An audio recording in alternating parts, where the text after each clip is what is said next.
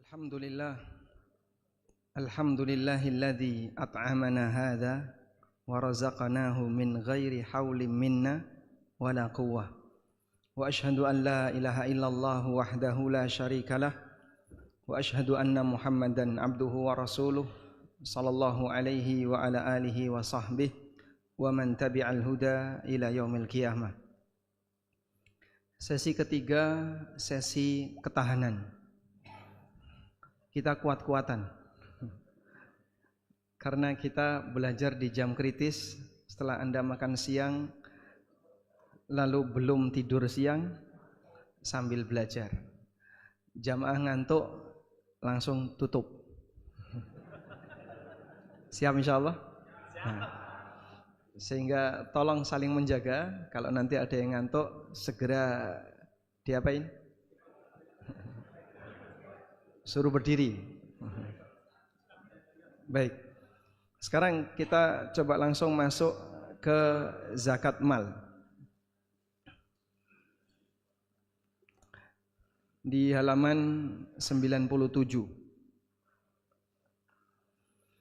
Mengenai dalil wajibnya zakat mal disebutkan oleh Allah dalam firman-Nya di surat At-Taubah ayat 35. Walladzina yaknizuna adh-dhahaba wal fiddata wala yunfiqunaha fi sabilillah fabashshirhum bi'adzabin alim.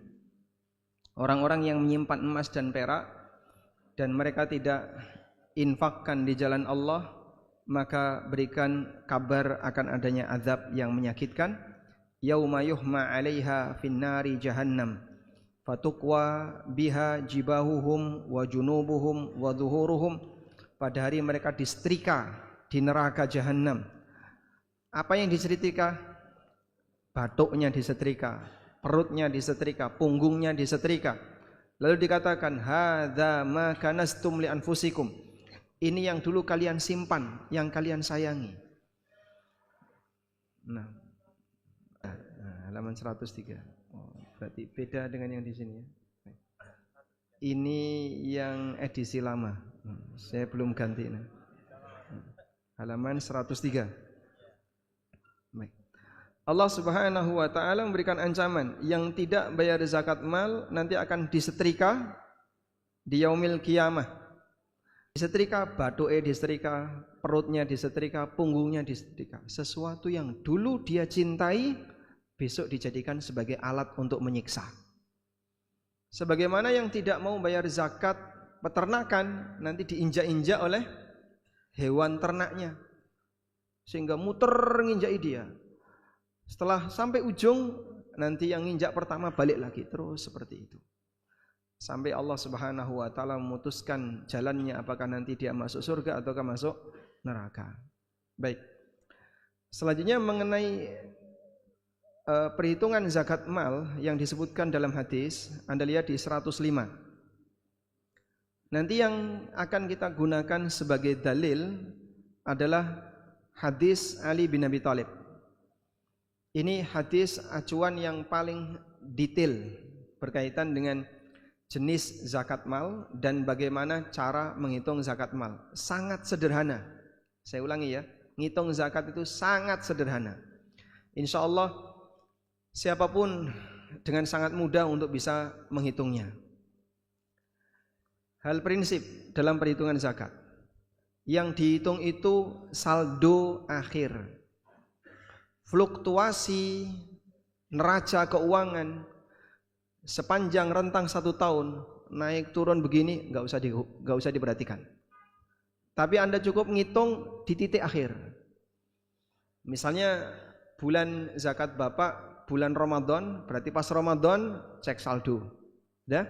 Berapa nilai saldo ketika bulan Ramadan, itulah yang dizakati. Fluktuasi antara Ramadan tahun kemarin sampai Ramadan tahun ini nggak usah dihitung. Ada orang yang tanya ke saya cara ngitung zakat, dia tunjukkan neraca keuangan, neraca apa, debit, kredit, terus apa satunya? Yang saya nggak ngerti neraca keuangan akuntansi.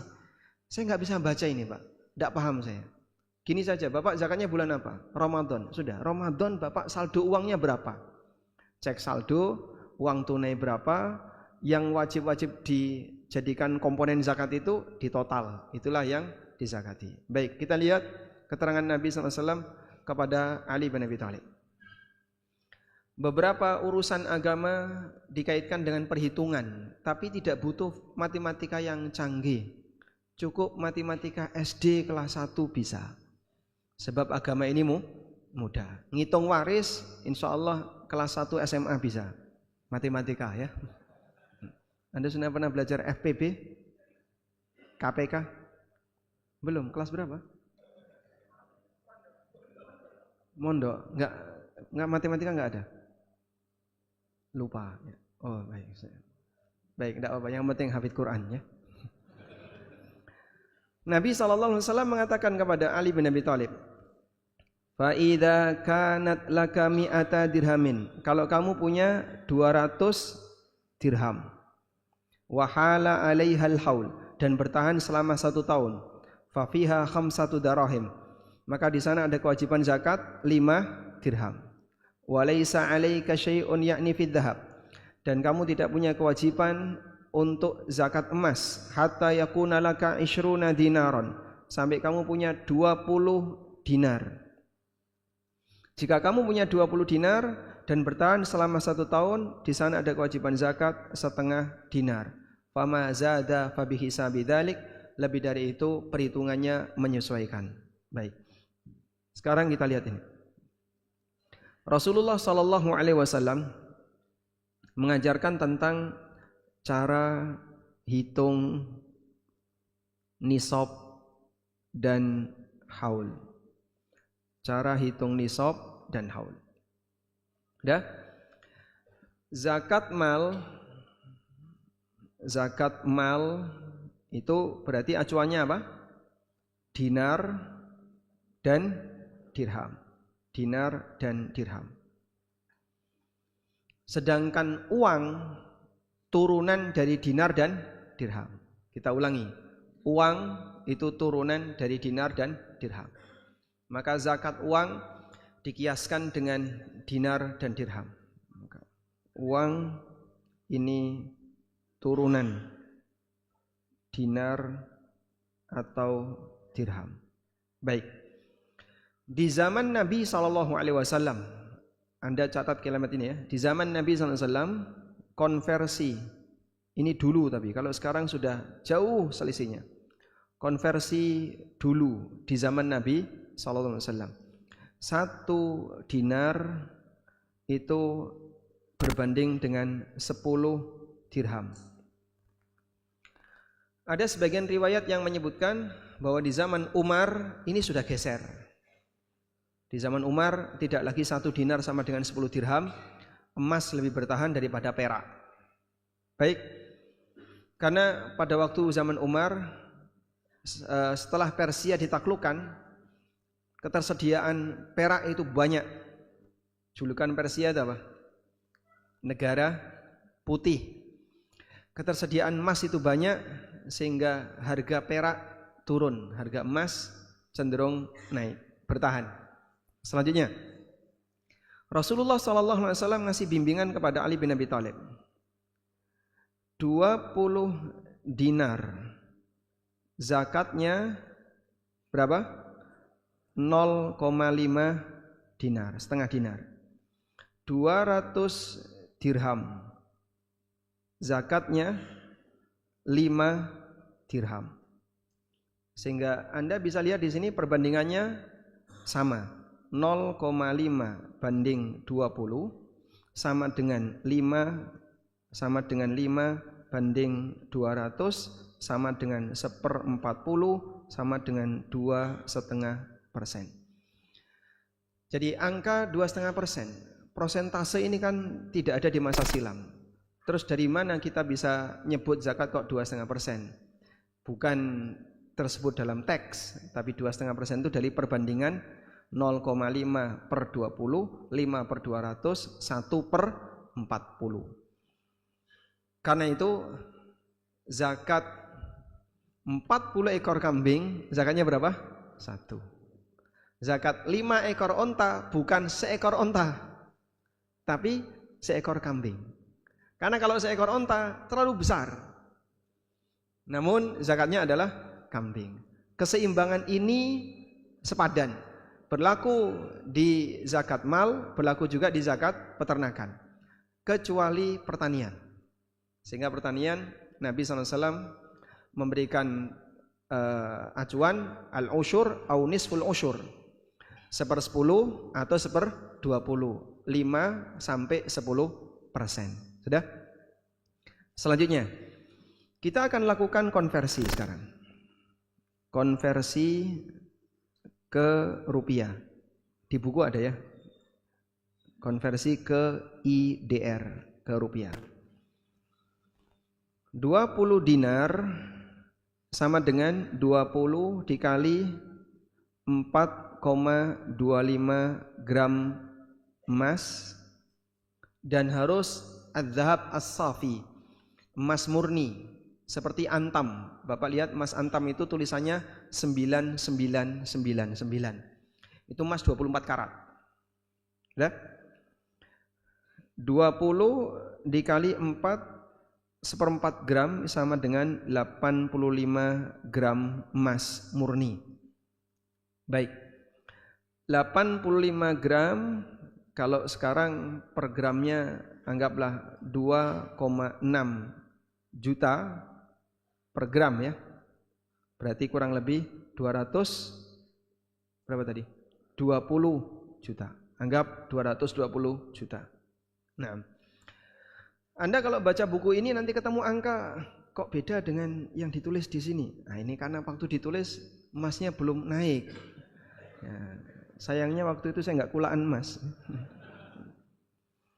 Jadi seperti di halaman 108 itu ya. Di situ kita menyebutkan harga emas sekian. Dan di sini saya sebutkan 120-an juta. Waktu buku ini ditulis harga emas 85 gram itu senilai 120 juta. Sekarang sudah 220 juta. Selisihnya sudah 100 juta. Dah? Sekarang kita lihat untuk perak. 200 dirham. Baik. 1 dirham itu sama dengan 2,975 gram. Cara menghafalkannya 3 kurang 0,25. Ya. Ini kalau dikalikan 200 kali 2,975 gram maka sama dengan 595 gram perak murni. Fine silver. Perak murni. Berapa harga perak sekian ini?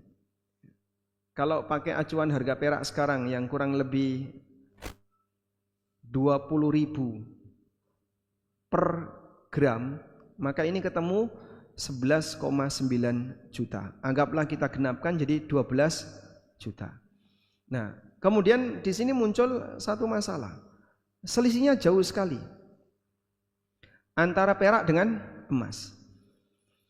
Yang satu 220 juta, yang satu cuma 12 juta. Lalu uang karena dia turunan dari emas dan perak, akhirnya muncul perbedaan pendapat ulama. Uang ini dikiaskan dengan emas ataukah dikiaskan dengan perak? Sebab mau dikiaskan ke emas maupun dikiaskan ke perak, dua-duanya sesuai kias yang diterima. Karena dalilnya perak dan emas, sehingga adanya ya, masalah turunan dan masalah asalnya tersebut dalam dalil disebutkan dua, emas atau perak. Maka mau dikiaskan ke emas, mau dikiaskan ke perak, dua-duanya bisa. Terus yang benar yang mana? Ulama beda pendapat. Ada yang mengatakan dikiaskan ke yang paling murah, dan dalam hal ini adalah perak, maka uang dikiaskan ke perak. Ini pendapat jumhur ulama. Ulama kontemporer seperti Lajnah Daimah, kemudian Majma' Fikih Islami, mereka menegaskan bahwa zakat uang dikiaskan ke perak. Berarti kalau orang punya tabungan 12 juta, dia muzaki, wajib zakat. Dan ada yang berpendapat bahwasanya uang dikiaskan ke emas. Ini seperti pendapatnya yang dipilih oleh MUI, kemudian juga beberapa ulama seperti Dr. Hisamuddin Affanah, kemudian juga Dr. Wahbah Zuhaili, dan beberapa ulama yang lainnya. Kalau dikiaskan ke emas, berarti orang baru berstatus muzaki jika dia punya tabungan senilai berapa? 220 juta. Baik. Lalu yang lebih tepat yang mana? Nah, di buku ini saya mencoba untuk mengambil tarjih, yaitu dengan melihat, coba lihat halaman 114. Hadis Nabi SAW ketika beliau mengutus Mu'adz ke Yaman. Nabi SAW ketika beliau mewajibkan orang untuk bayar zakat, beliau mengatakan, zakat itu tu'khadhu min aghniyaihim faturaddu ala fuqaraihim faturaddu fi fuqaraihim. Diambil dari orang kaya, dikembalikan kepada orang miskin. Sehingga status muzaki dalam hadis ini adalah orang kaya. Dalam hadis Mu'adz, muzaki itu orang kaya. Muzaki itu kaya. Nabi SAW mengatakan, tu'khadhu min aghniyaihim faturaddu fi fuqaraihim. Diambil dari orang kaya, dikembalikan kepada orang fakir. Sudah? Kalau zakat fitrah tidak harus kaya. Tapi kalau zakat mal, di situ ada status kaya. Nah, ketika muzaki itu disebut sebagai orang kaya, kira-kira kalau orang punya tabungan 12 juta di Sukoharjo, kaya atau biasa saja?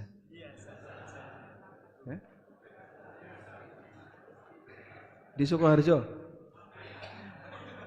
miskin, Masya Allah. Orang punya tabungan 12 juta mengendap selama setahun di Sukoharjo, itu kaya atau miskin? Kaya. Kaya. Berarti dia wajib zakat. Umumnya di negara kita orang punya tabungan 12 juta. Anak loro opnam. Orang mau ngentek Pak, tekor. 12 juta. Apalagi yang tinggal di Jakarta, apalagi yang dia punya urusan banyak SPP anaknya yang masih nunggak-nunggak, 12 juta mungkin nggak cukup. Maka mungkin kita bisa menegaskan bahwa di zaman ini tabungan 12 juta belum bisa disebut sebagai orang kaya. Nah, ketika demikian maka wallahu alam, saya lebih cenderung untuk mengatakan bahwa yang mewakili kekayaan itu adalah emas. Di samping itu, 1 dinar ini sepadan dengan 1 ekor kambing. Nah, sehingga waktu Nabi SAW menyuruh Urwah Al-Bariki, sahabat Urwah Al-Bariki, diberi Nabi SAW uang 1 dinar. Oleh Nabi SAW diperintahkan untuk nyari kambing. Urwah dipakai untuk beli 2 ekor kambing. Yang 1 dijual 1 dinar. Sehingga dia pulang membawa seekor kambing plus uang 1 dinar. Maka umumnya seekor kambing itu 1 dinar. Ketika belum terjadi gejolak harga emas yang saat ini nggak normal. Sekarang lagi nggak normal Pak ya sebenarnya Pak. Sehingga tukang emas sendiri juga bingung mereka. Karena ketar-ketir, mereka jual emas memang harganya mahal, tapi untuk beli emas berikutnya nggak nyanda, karena kenaikannya terus. Dan itu dipengaruhi oleh konflik. Selama ada berita konflik, pasti emas harganya melambung. Ya, makanya ada siaga ya. Kalau ada konflik, misalnya Persebaya lawan Arema, oh nggak ada hubungannya ya. Baik. Dulu normalnya sekian, sehingga ketika harga emas masih di angka per gram 1,5 juta, 1,7, 1,8. 1 dinar cukup untuk membeli kambing seekor. Kambing dengan harga 5 juta, kambing dengan harga 4 jutaan, itu masih sepadan. Sekarang kan tidak ya. Makanya kalau ini dibandingkan dengan perak, kayaknya terlalu jauh selisihnya. Sehingga insya Allah yang lebih bertahan dalam ini adalah emas. Wallahu alam. Baik. Selanjutnya, setelah kita sepakat bahwasanya emas ini yang jadi acuan, berarti Bapak kunci nisab dalam hal ini adalah 85 gram emas. Nah, kita coba ngitung. Perhitungan pertama, saya ajak Anda untuk ngitung zakat emas itu sendiri. Zakat untuk emas. Emas yang wajib dizakati adalah 24 karat. Jika dia kurang dari 24 karat, maka harus dikonversi ke 24 karat. Jadi Anda catat di sini, jika kurang dari 24 karat, maka konversi ke 24 karat. Misal ya, kita kasih contoh. Misalnya, si A punya emas kalung 20 karat, saya tulis 20K, seberat 20 gram. Gelang 18K, seberat 50 gram. Keroncong. Cincin misalnya 16K, seberat 30 gram. Sudah? Kalau Anda lihat total gramasi di sini berapa? 100. Ini totalnya 100 gram. Cuman masalahnya emasnya campurannya banyak. Apakah si A ini wajib zakat? Jika yang dia miliki hanya ini, dia nggak punya yang lain. Nah, sekarang Bapak bisa hitung ya. Berarti dikonversi dulu. Konversinya gimana Pak? 20 per 24 kali 20 gram. Yang ini 18 per 24 kali 50 gram. Yang ini 16 per 24 kali 30 gram. Udah? Berapa ini Pak? Ini berapa? 16,67. Yang ini 37,5. Yang ini 20 gram. Baik, totalnya berapa? Totalnya 74,17 gram. Begini ya. Berarti dia di bawah nisab. Wajib zakat enggak? Tidak. Karena di bawah nisab. Gitu ya. Sehingga ketika kumpulan emas tadi yang memang banyak, tapi karena kualitasnya rendah, pernah nggak lihat emas 30%? Beberapa gelang yang beredar di masyarakat itu emas 30%, Pak. 70% apa itu, Pak? Ya, mbo, wesi, mbo. Sehingga dia kadar emasnya cuma 30%. Maka yang lain tidak dihitung. Yang dihitung hanya yang 30%. Cuman lapisan luarnya saja. Dalamnya itu logam yang lain. Baik. Selanjutnya, cara hitung zakat mal. Cara hitung zakat mal. Nah, komponen zakat mal itu meliputi emas, perak, uang. Uang ini semua jenis uang ya. Baik uang negara sendiri, uang asing, uang digital, uang kartal, tabungan maupun tunai, semua jenis uang. Dan satu lagi, piutang. Nah, ini komponen dari zakat mal. Maka ngitungnya, ini kalau saya beli nomor ya. Kalau saya kasih nomor 1, 2, 3, 4. Maka cara ngitungnya adalah akumulasi sigma 1 plus 2 plus 3 plus 4. Nah, total dari emas ditambah perak ditambah uang ditambah piutang yang lancar. Anda tambahkan di sini piutang lancar. Nah, jika nilai ini mencapai nisab tadi, berarti dia sudah kena kewajiban zakat. Gampang ya? Insya Allah cukup jelas. Baik. Nah, Bapak lihat di buku ada pembahasan mengenai apakah emas dan perak itu digabung ataukah dipisah.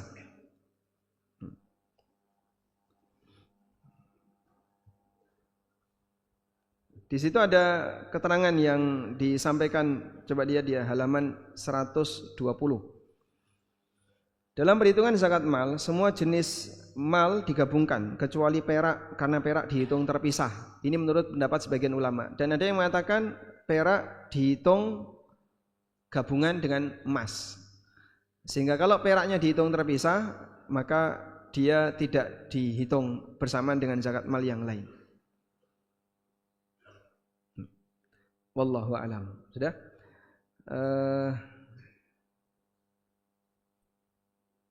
Mana?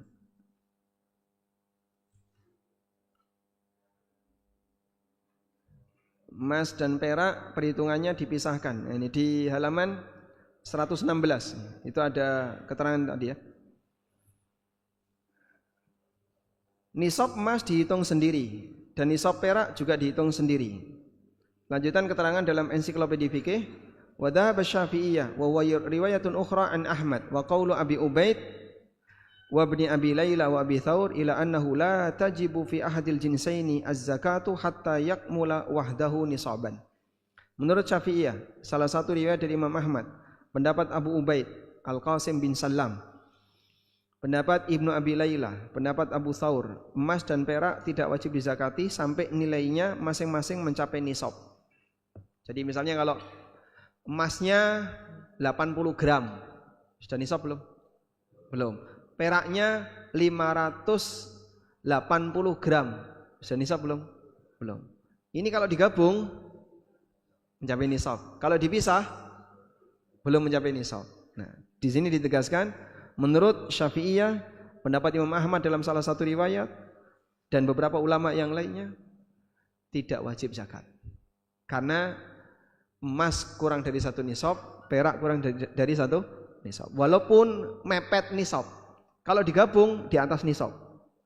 Namun karena ini berbeda, maka tidak dizakati. Dan ada juga yang berpendapat bahwasanya emas dan perak karena satu kelompok maka zakatnya digabung. Intinya dalam hal ini ada dua pendapat ulama. Baik. Lalu kita lanjutkan. Jika kita mengambil pendapat emas dan perak digabungkan, maka cara ngitungnya berarti seperti ini. 1 tambah 2 tambah 3 tambah 4, kalau dia berada di atas nisab berarti kena zakat.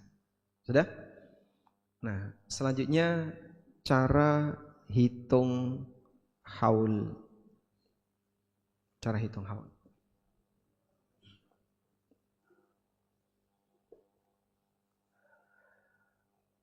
Baik. Jika ada sebuah harta yang telah mencapai nisab, maka harta yang datang berikutnya diikutkan dengan perhitungan harta yang sudah mencapai nisab. Karena harta yang datang berikutnya ini dianggap turunannya. Saya ulangi ya. Jika ada sebuah harta sudah mencapai nisab, maka harta berikutnya diikutkan dengan harta yang mencapai nisab perhitungannya, karena dianggap sebagai turunannya. Paham maksudnya? Baik, coba kita lihat ini. Anda lihat kurva berikut ini. Cara hitung haul yang paling gampang pakai kurva. Ini adalah waktu. Yang ini tabungan. Begini. Dah? Berikut ini adalah garis nisab. Nisab itu cenderung naik atau cenderung turun? 85 gram emas. Harganya cenderung naik atau turun? Maka saya buat garis nisab cenderung naik. Terlalu curam. Baik. Ini garis nisab. Begini ya. Sudah? Jadi misalnya terjadi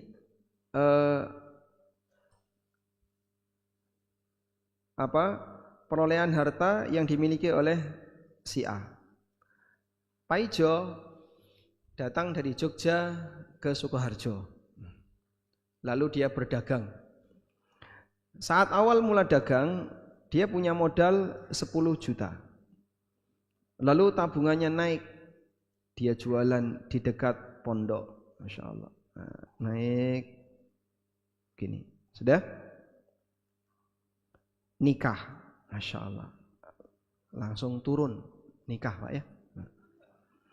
Kemudian naik lagi. Ini kalau nikah lagi ya medun meneh.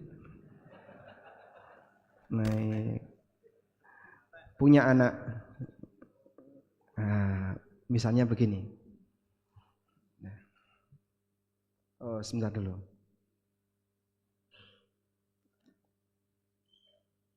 Putus.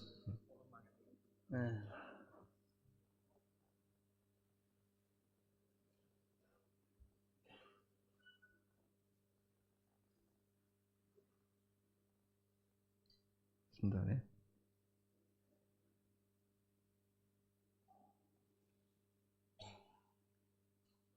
Nah, jadi misalnya grafiknya seperti ini. Jadi dia grafiknya naik, terus ada pengeluaran besar. Anggaplah dia nikah, terjun bebas ya. Dia naik lagi, punya anak. Gak usah ditulis ya Pak. Kejadiannya, pokoknya terjun. Jadinya hartanya di bawah nisab. Kadang di atas nisab, kadang di bawah nisab. Setelah itu naik stabil terus. Nah. Baik, coba berapa kali saldonya Paijo menembus nisab? Ada 3 titik di situ. Dia menembus nisab di titik A. Lalu turun dari nisab, nembus nisab lagi di titik B.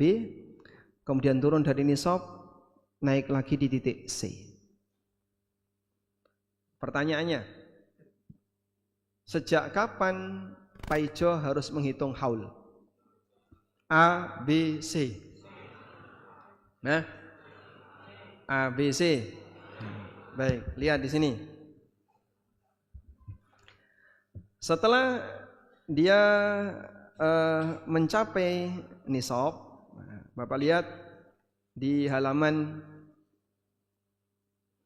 127. 127. Dah? Wa madhabuna wa madhabu Malikin wa Ahmada wal jumhur annahu yushtaratu fil mali alladhi tajibu zakatu fi ainihi wa yu'tabaru fihi al-haulu kadh-dhahabi wal fiddah wal mashiyah wujudun nisabi fi jami'il haul. Madhab kami ini yang mengatakan An-Nawawi. Berarti madhab apa itu? Syafi'iyah. Madhab Syafi'iyah, Imam Malik, Imam Ahmad dan jumhur ulama mensyaratkan harta yang wajib dizakati dan harus ada haul seperti emas dan perak serta binatang ternak, maka nisab itu harus bertahan di sepanjang haul. Jadi selama 1 tahun nggak boleh turun dari nisab. Itu menurut pendapat siapa?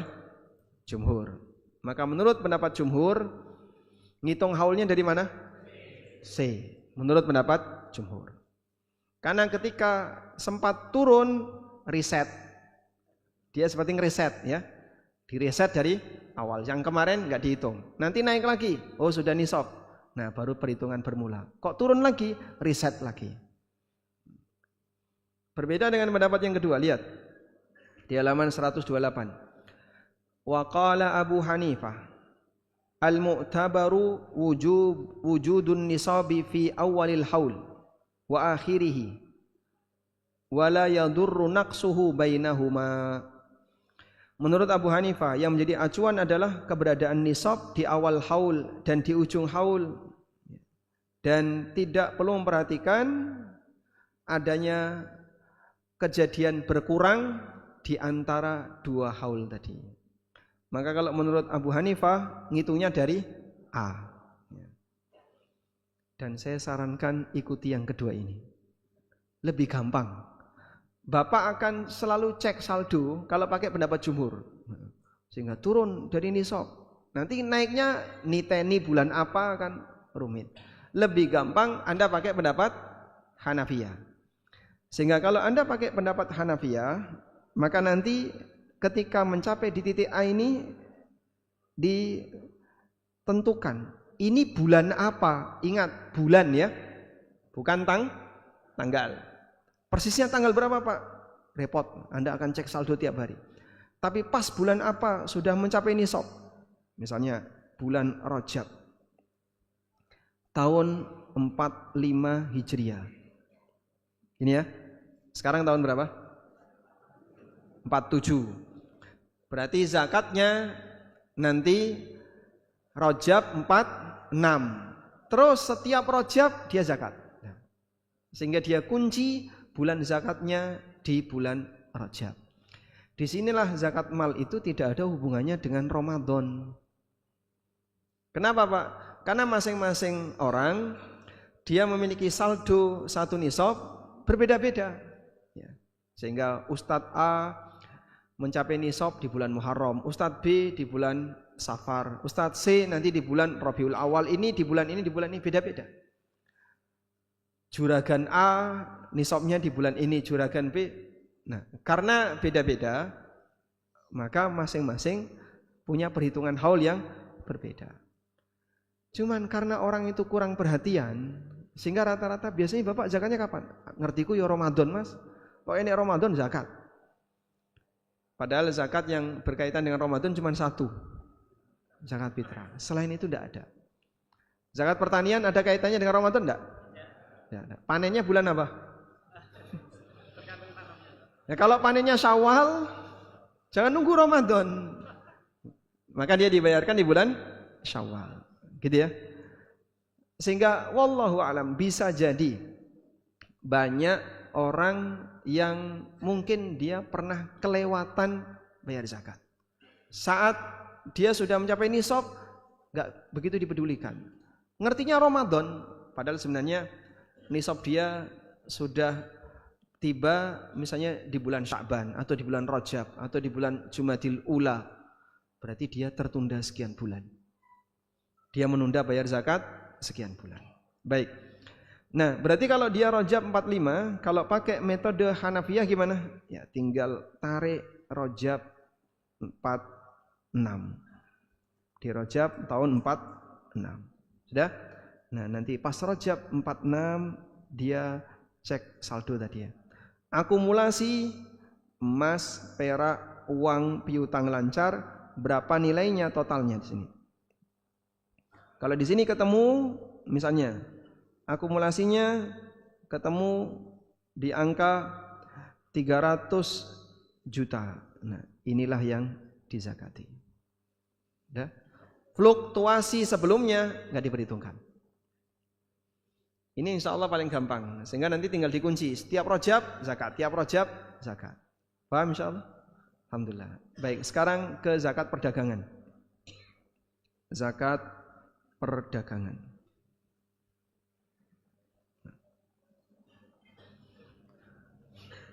Yang dizakati dari perdagangan, objek zakat perdagangan adalah stok. Nah. Sudah? Gampang ya? Kata kuncinya zakat perdagangan adalah stok.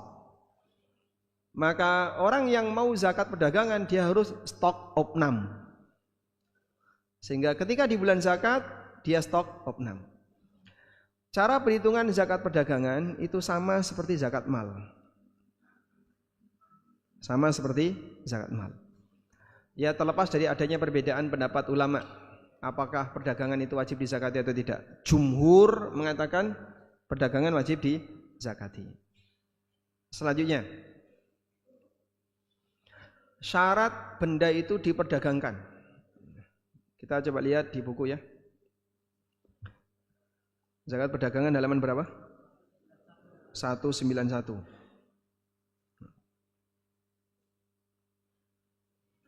Tidak semua harta yang dijual itu barang dagangan. Pak, saya punya rumah, sudah saya tawarkan selama setahun nggak laku-laku. Itu dizakati atau tidak? Dizakati atau tidak? Hah? Coba lihat.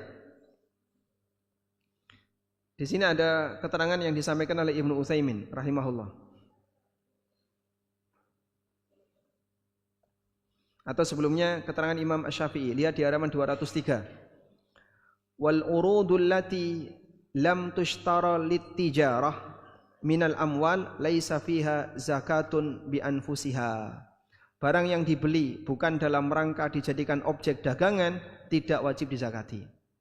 Barang yang dibeli tapi niatnya bukan dalam rangka dijadikan litijarah, objek dagangan, maka tidak wajib dizakati. Kita beli tanah, ngapain Pak? Ya sudah, saya punya uang nganggur tak belikan tanah. Barangkali nanti anak saya butuh atau keluarga saya butuh bisa menempati tanah itu. Atau saya butuh, saya akan bangun di situ. Kita beli rumah, tapi nggak ditempati. Maka dizakati atau tidak? Tidak, karena tidak ada niat untuk diperdagangkan.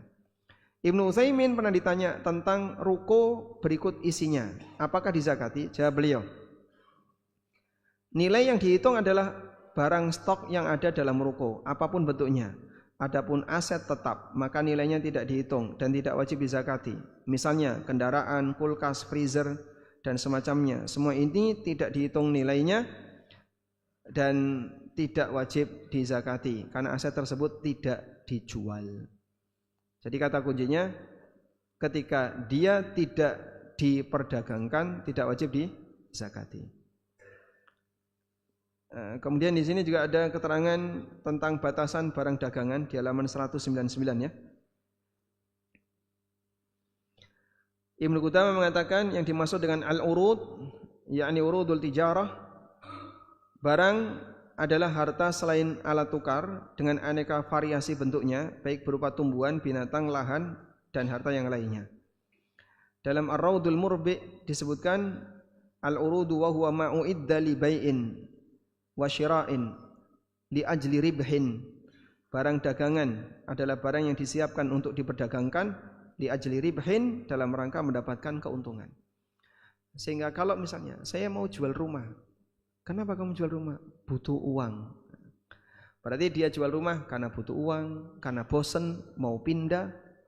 Dia jual mobil karena mau ganti mobil yang baru. Ini semuanya bukan barang dagangan.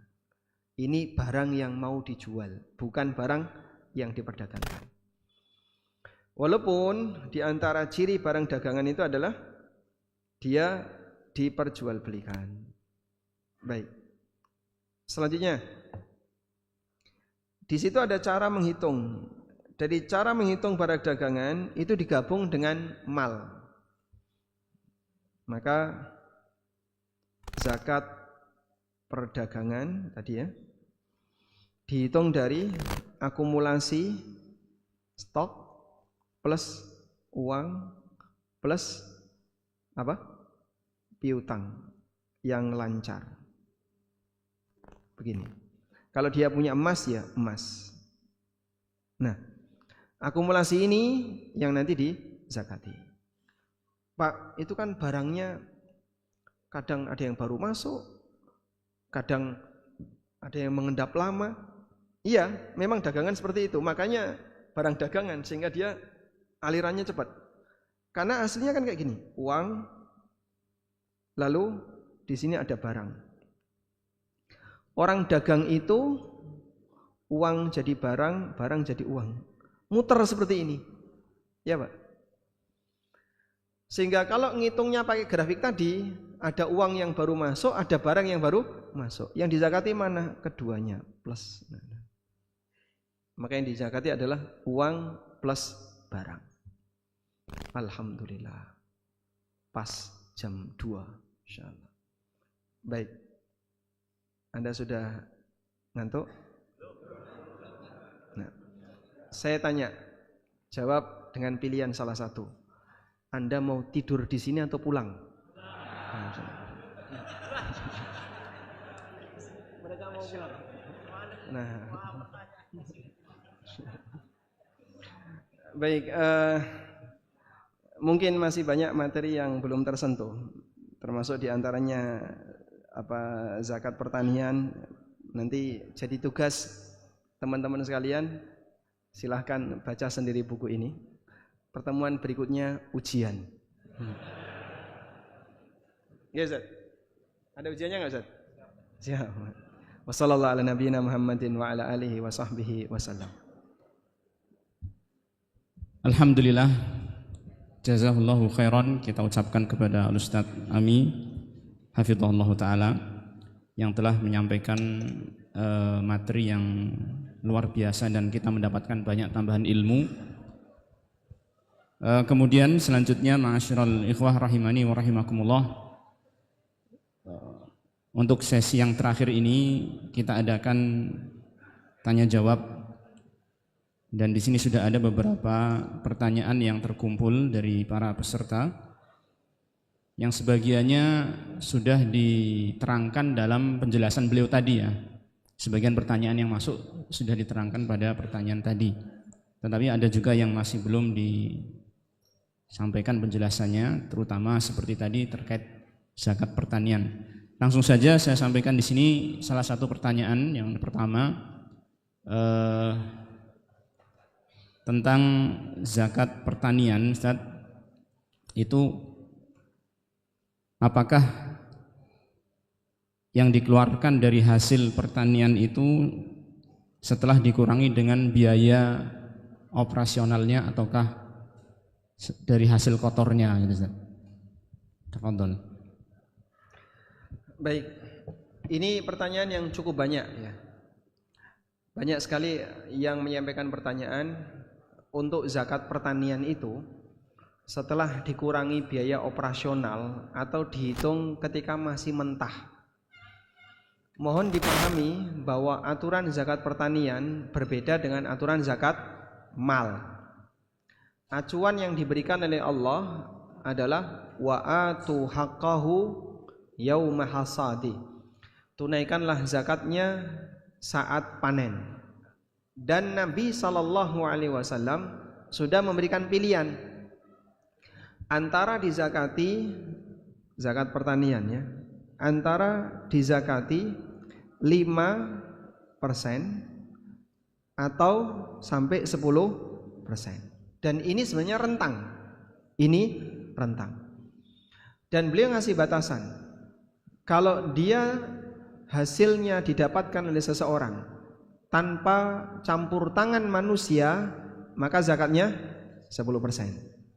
Kalau ada campur tangan manusia, zakatnya 5%. Kalau sebagian campur tangan manusia, sebagian tidak campur tangan manusia, 7,5%. Karena direntang. Gitu. Oleh karena itu tidak ada istilah ya potong dulu dengan pengeluaran. Potong dulu dengan pengeluaran kan berarti dijual dulu. Ini enggak pakai dijual. Panen dapat berapa, kemudian dikeluarkan zakatnya. Sehingga kalau pakai perhitungan rupiah, nah ini berarti seharusnya dijual dulu. Maka tidak ada istilah dijual dulu. Kalau dijual dulu nanti berkurang. Misalnya biaya operasional ya berapa? 10 juta. Dapat 10 kintal. Tadi kan 7,5 ya. Dapat 10 kintal. Kalau dijual dulu Pak, jadinya tinggal 7 kintal di bawah nisab. Nanti enggak kena zakat. jadinya. Akhirnya dia nggak pernah zakat karena selalu posisi pengeluaran dia menyebabkan hasil dari pertanian itu di bawah nisab. Sehingga para ulama menegaskan seperti di buku ini. Kalau coba kita lihat di daftar isi ya. Di situ saya sudah menyebutkan tentang halaman berapa? Menghitung hasil pertanian patungan. Nah, menghitung hasil pertanian nilai zakat yang keluar tentang politik. Nah, coba kita buka menghitung hasil pertanian patungan 264.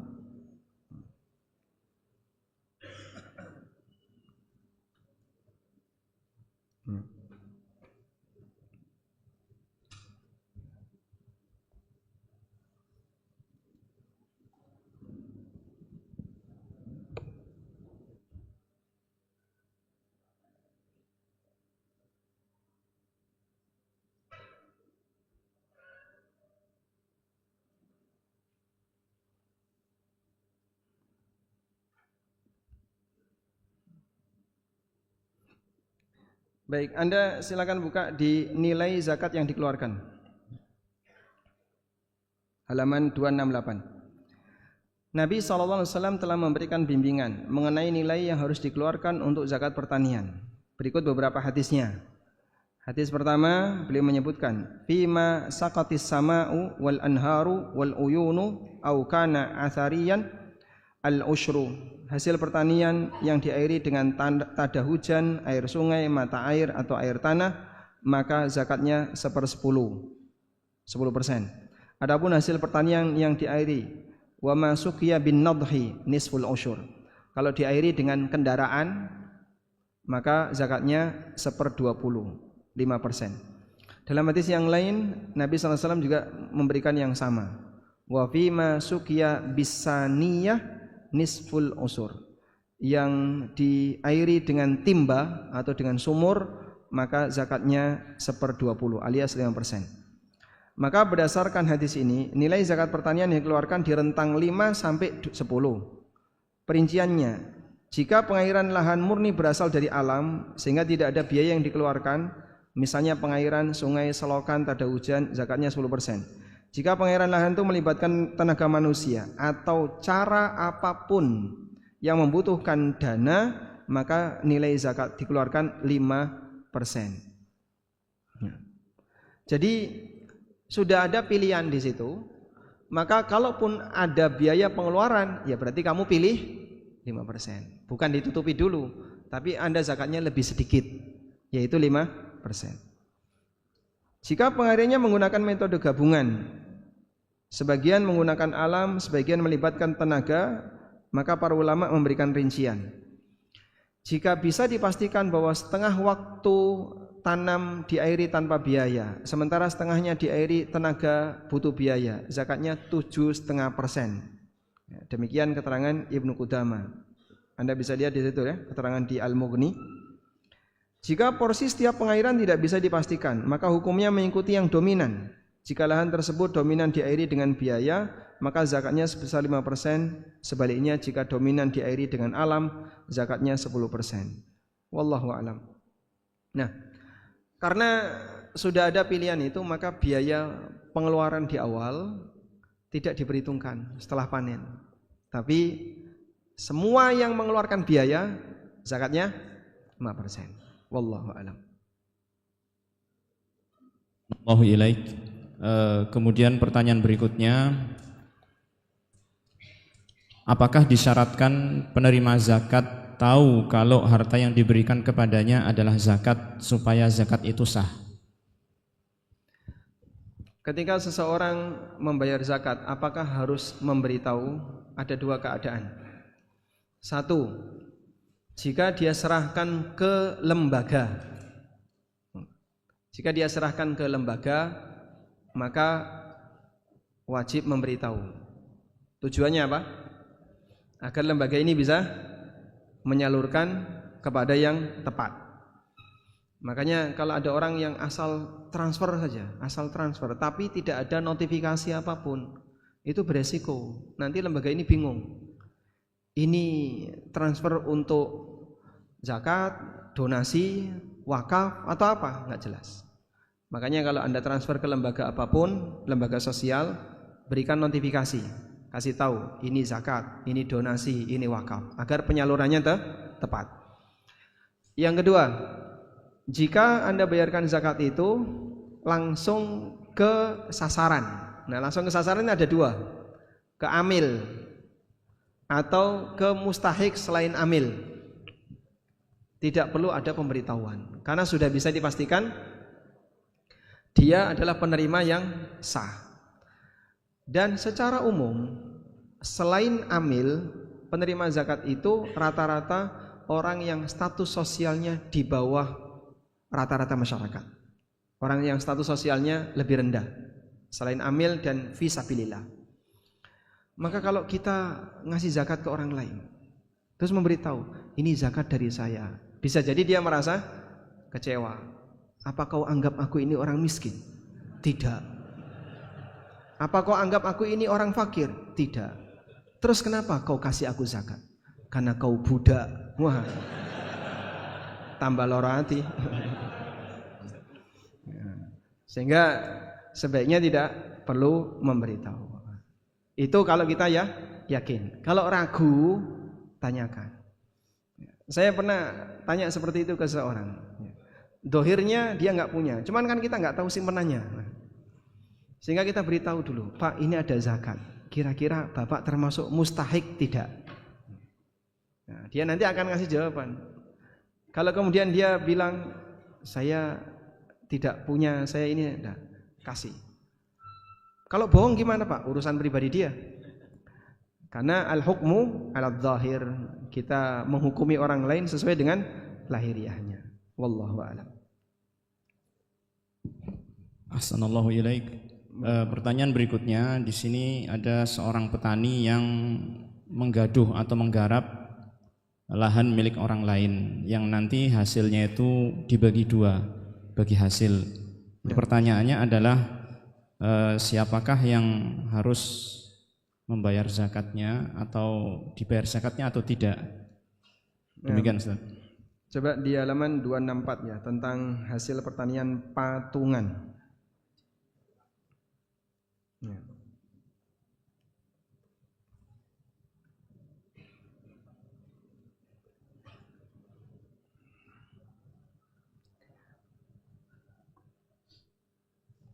Ulama memberikan rincian mengenai kasus patungan. Misalnya si A sebagai pemilik lahan dapat 40%, si B dapat 60% sebagai pengelola.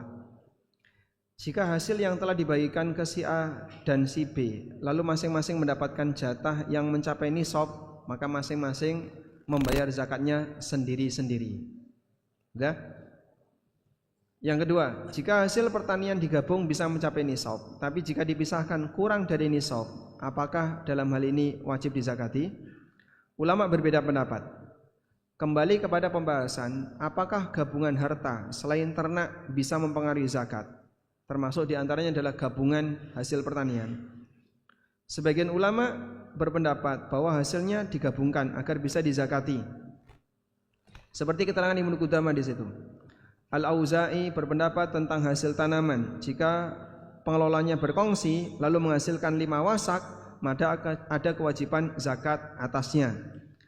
Kondisi disamakan dengan kambing, namun saya tidak sependapat dengan Al-Auza'i. Yang bilang tidak sependapat siapa? Ibnu Qudamah. Keterangan Imam Ahmad. Saya ulangi, yang tidak sependapat adalah keterangan Imam Ahmad. Kata Imam Ahmad, wala yu'jibuni qaulu al-Auza'i. Tapi pendapat al-Auza'i saya tidak sependapat. Kemudian Ibnu Qudamah mengatakan was-sahihu annal khultata la tu'athiru fi ghairil masyiyah. Yang benar, gabungan harta itu tidak mempengaruhi perhitungan zakat selain hewan ternak. Sehingga suami istri digabung mencapai nisab. Kalau dipisah kurang dari nisab, ya dipisahkan. Kecuali kalau ternak, si A punya kambing, si B punya kambing. Ini punya kambing 30, yang ini punya kambing 20. Totalnya digembalakan bareng, kandangnya bareng. Tapi milik 2 orang. Nah, karena ini 50 ekor, maka dizakati. Ya?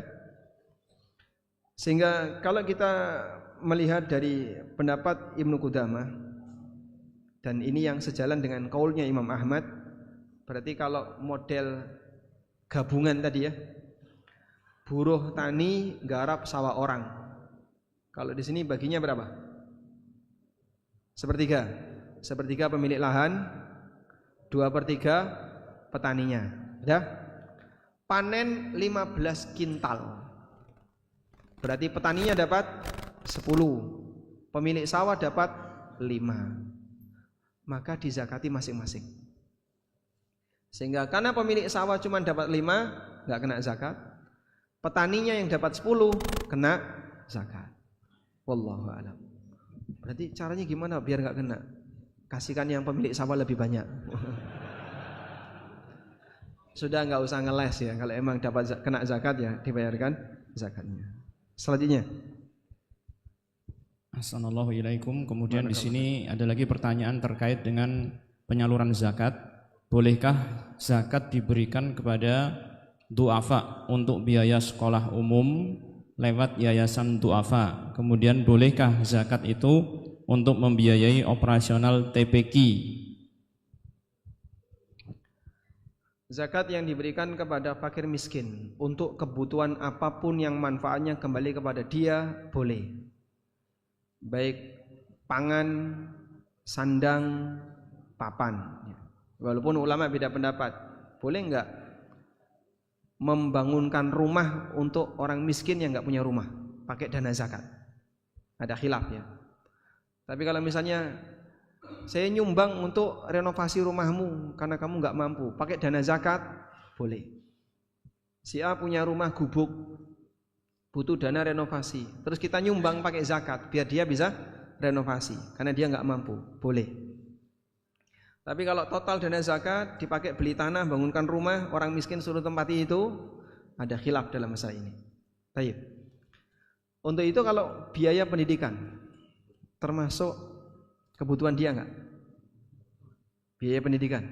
Iya.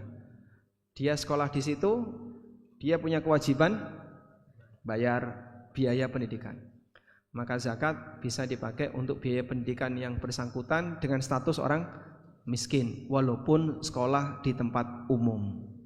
Karena itu kembali manfaatnya kepada dia. Tapi kalau bukan karena miskin misalnya, si A kaya, pinter, terus mau dikuliahkan ke fakultas kedokteran, boleh enggak biaya kuliah ini dia dikasih beasiswa pakai zakat? Nah ini tidak boleh, karena dia bukan orang miskin, paham ya? Nah, sehingga alasan yang tadi sekolah di umum karena dia du'afa, maka dia berhak untuk dapat zakat. Terlepas nanti mau dipakai manfaat A, manfaat B, manfaat C, terserah dia. Untuk TPA boleh atau tidak? Di sini kami sebutkan cukup panjang perbedaan pendapat ulama mengenai batasan fi sabilillah. Itu ada keterangan zakat untuk yang fokus belajar dan mengajar agama, zakat untuk kebutuhan dai, zakat untuk pengadaan kitab agama, batasan fi sabilillah, dan seterusnya. Dan ini khilaf yang cukup panjang, terutama menyangkut status masjid. Masjid itu apakah boleh dibangun dan operasionalnya ditutupi dari zakat? Sebagian masyarakat Indonesia menilai masjid bisa ditutupi dengan zakat, sehingga banyak orang yang bayar zakat untuk masjid. Namun ini pendapat yang salah ya. Anda lihat di halaman 342.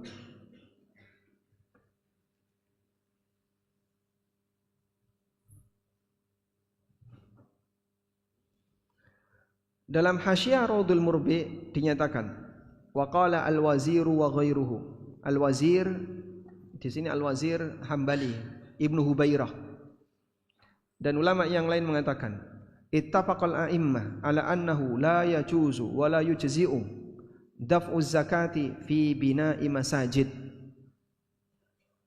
Ulama sepakat bahwa zakat tidak boleh dan tidak sah digunakan untuk bangun masjid wala qanatir atau termasuk kontoroh jembatan dan juga yang lainnya, karena al-imran fasilitas umum seperti jalan, bangunan, masjid dan seterusnya itu dari wakaf, bukan dari zakat. Salah satu pertimbangan ulama kenapa itu tidak boleh zakat, karena begini, jika saya muzaki rumah saya sebelah masjid, lalu masjid ini saya bangun pakai duit zakat saya keluarkan zakat 1 M, berdirilah masjid ini, sudah? Berarti boleh enggak saya sholat di masjid ini? Ketika saya sholat di sini, saya tidur kelekaran di sini, saya mandi di masjid, saya apa-ngapain di masjid, berarti ada zakat yang manfaatnya kembali ke muzaki tadi. Nah, itu salah satu alasan kenapa fasos tidak boleh pakai zakat. Karena nanti muzakinya memakai bayar zakat untuk parkiran masjid, yang bayar zakat selalu parkir di situ. Berarti gimana? Nanti muzakinya memanfaatkan zakatnya sendiri. Jadi zakat manfaatnya kembali ke dia. Kemudian bagaimana dengan yang fokus belajar mengajar agama, termasuk diantaranya TPA tadi ya. Di keterangan An-Nawawi, atau kita sebutkan dulu di Ensiklopedia Fikih, dalam mazhab Syafi'iyah dan Hambali, orang yang fokus belajar mengajar agama boleh diberi zakat selama dia tidak mampu menggabungkan kegiatan belajar dengan bekerja.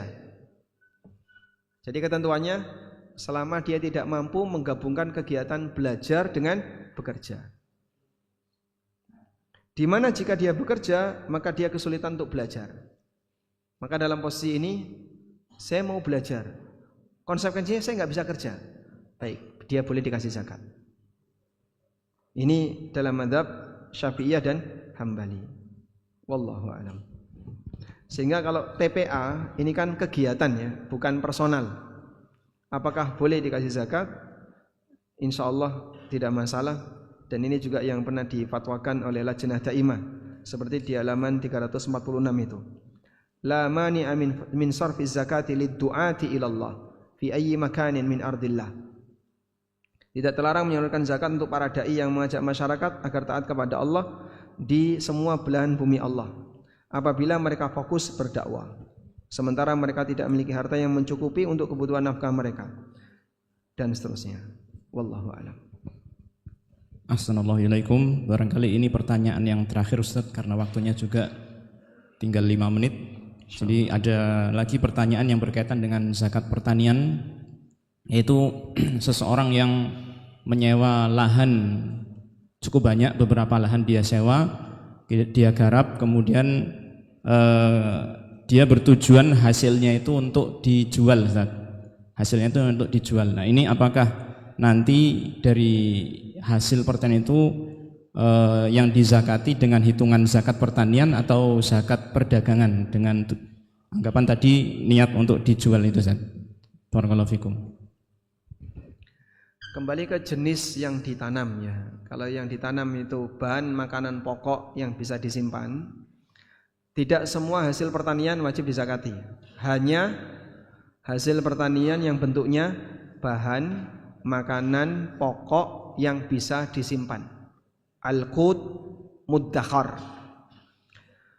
Kalau hasil pertaniannya selain ini seperti sayur, lombok, terus apa lagi, tomat dan seluruh turunannya, sawi, kangkung, tidak wajib dizakati.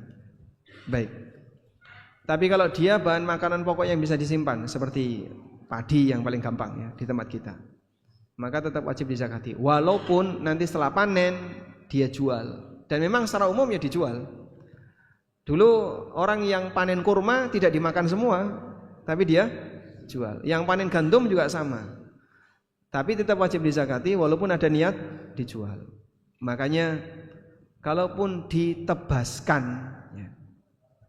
Misal Pak, ditebaskan kan berarti tandurannya di mana?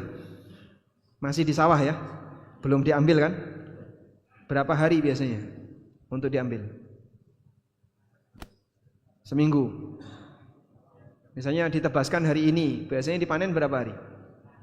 Sekarang sehari. Hari ini tebas, besok panen.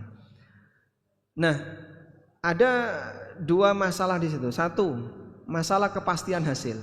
Karena biasanya ditebas itu tidak ada kepastian. Hanya kira-kira.